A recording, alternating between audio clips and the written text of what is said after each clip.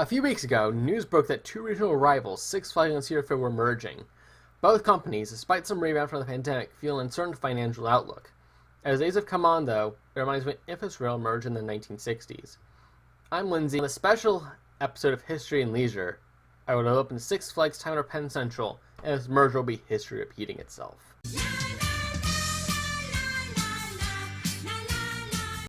In 1964, the Wynn family sold their shares in the Great Southwest Corporation, which includes Six Flags Over Texas and Arlington, to the Pennsylvania Railroad.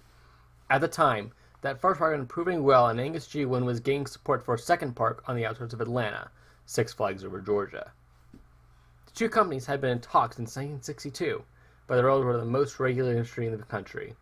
Finally, on February 1st, 1968, just after midnight, a quiet night was held at 30th Street Station, revealing the Penn Central name. Not even the presidents of their respective railroads showed their faces.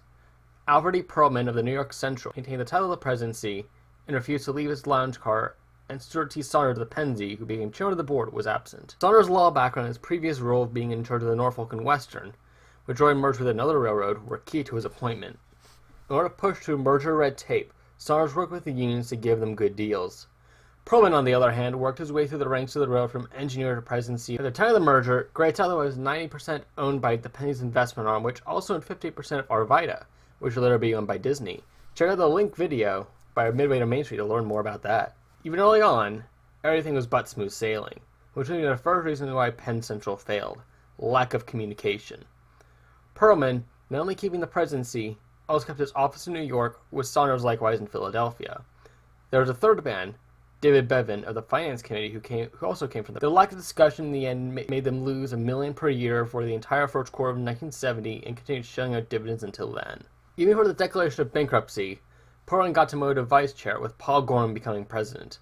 The vice chair was meaningless and kicked Perlman out of day-to-day operations. By then, debt stood over $200 million, or $1.586 billion today. At that time, the hunt for money via the government led to Perlman, Saunders, and Bevan being ousted, but still failed. The railroad then filed under Section 677 Reconstruction on June 21, 1970. The nation's largest railroad and sixth largest company lasted only 171 days. For context, Six Flags St. Louis would be in the early construction phase at that time. With the lack of talk between the trio, tech was also incompatible, which led to delays on the ground. Bevan thought getting the company in other industries, including a private jet company Bevan was a top customer of, would offset the issues with the railroad side, which only led to money spiraling out of control. Penn Central, the investment arm that is, would remain in the hands of Six Flags until 1982, when it was sold to Bally Entertainment, who made arcade machines and plastered their name on gyms. By then, Astroworld, Gray Venture, and Magic Mountain had been acquired. The investment arm, known as the Pennsylvania Company prior to the formation of Conrail, also invested other assets such as train stations, mounts regarding its tenants, the Knicks and the Rangers, to solely focus on insurance. The remains of the investment arm exist via American Financial today. The fact that a railroad owns Six Flags is largely forgotten, but Six Flags soon repeat its one-time parents' fall from grace as the mega-US regional theme park titan. Well, let me clearly state the flaws of Penn Central and see how Six Flags and Cedar Fair faced them in order. The first was lack of communication. Zimmerman, our Perlman, keeps the presidency as well as the Cedar Fair ticker symbol, Cash Fund. Selim Basul, our Saunders, becomes the chairman of the board, and thus, in tiebreakers in name, is the remains of Six Flags. Without communication, things fall apart. Selim may not like talking to shareholders or the press, but he has sat down with Hollywood studios on various occasions, even indirectly admitting his original strategy was wrong in this year's interview with Colin, which I've linked above and will link with other sources in the description. We do have Zoom, but in the late 60s, still had a robust landline phone network, especially where Penn Central was based. So, what's stopping Selim Basul from not keeping in touch? The second was lack of consolidation.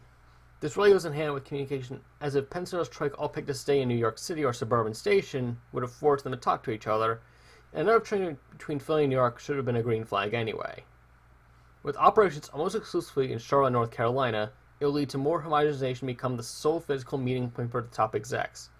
DFW might have been a more strategic sense is where the headquarters of American Airlines is, but Charlotte is equally opportunistic. As for reason 3, technology, this fear is quelled for me too. According to Brandon Cross of Amusement Insiders, talks will be going for so long that technology integrations already started, as Canada's one security uses Six Flags tech. This looks to expand to a full app overall with mobile ordering across both trains in 2024 while still operating separately. The only adjacent hurdle to this would be the Ride Operations Training, IROC. Six Flags dropped this, but Cedar Fair continues to use it. Probably won't have a data effect on the ground like with dispatching the Northeast Corridor, and I feel it's a bridge that won't have to be crossed until relocations or a ride rotation program come to light. Inflation was a thing during the Penn and New York Central merger just as much as it is now. This made me really think about the financials going to these mergers for their respective parties. Fears of recession put our modern rivals into cohabitation, so what's the outlook? Six Flags debt as of October 1st, 2023 was $2.273 billion, with Cedar Fair slightly less at $2.17 billion, which is already more than what killed Penn Central for each, which would make New York Central and Penn's pre-merger numbers negligible. Without refinancing, what I expect to occur anyway, it starts off at $4.44 to $4.8 billion, which is quite a lot. Most of this is COVID loans, which mature roughly 2 years after the closure of the merger, so it's not such a coincidence like it might look. What else sets things apart? For one thing, overtaxes and overcharges are limited partnerships that can be bought out in 2028. Darien Lake, Frontier Sting, and the Road are also only managed by Six Flags. In addition, Cedar Fair is already planning to close California's Great America due to selling the land in 2022, so let me be brief on my opinions on their fate. Due to how close Great American and Discovery Kingdom are, I would not be surprised that 2024 is that park's last season, even the remaining 10 ex-Cedar Fair parks aren't flagged as promised. Frontier City is a very small park and doesn't really feel like a Six Flags park, so I could easily see things being divested. I feel like Six Flags hasn't held up the conditions of LeRon's lease, and I think Montreal should step in. Their latest editions were cancelled, and they have an SBO year-round haunt and carousel, and the newest extended attraction is a relocated Larson Superloop. I don't call that improving. One of the other leases of note is Hurricane Harbor Splashtown just north of Houston. It was originally a sister park of Kings Island, and Kings Island only used the Hanna-Barbera characters, so I guess that's the only interesting reunion in this deal.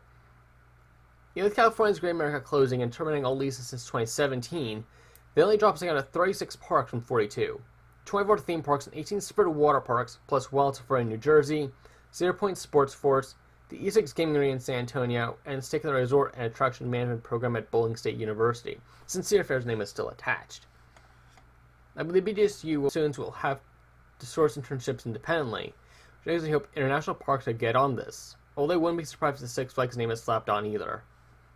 In the end, it's a game of wait and see. If this conglomerate can remain solvent for more than 870 days after closing, then maybe history isn't exactly repeating itself. If you made it to the end of this video, be sure to like, share, subscribe, strike the bell for notifications.